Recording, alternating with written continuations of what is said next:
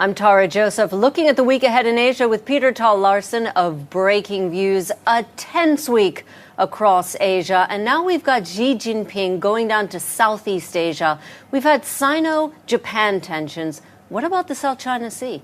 Well, that's really the big issue strategically, much more so really than these islands that they've been squabbling with the Japanese about.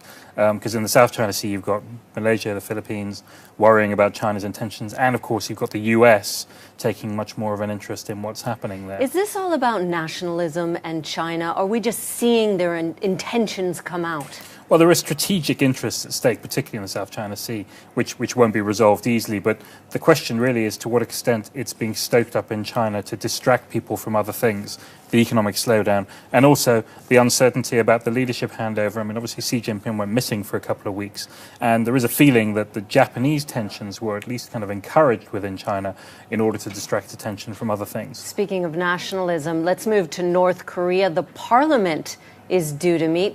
This is unusual. Are we going to get something out of it? Yeah, well, North Korea's a totalitarian place, doesn't really have much need of a parliament, which is why they don't meet very often. But the indication is that this meeting might actually approve some new economic reforms. And there is a very faint hope that maybe there might be some opening up happening in North Korea. Will that send a shiver around the region or really just be a bit of a blossoming from North Korea?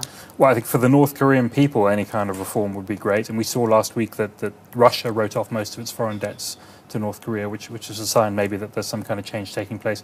But it does create all kinds of uncertainties with respect to China, with respect to Japan again, and with respect to South Korea and the possibility of reunification. I'm going to veer off from politics, very different direction. Prada earnings coming out. Now, we've seen signs of steam coming off the luxury market with weak Burberry earnings. Is Prada going to hurt too?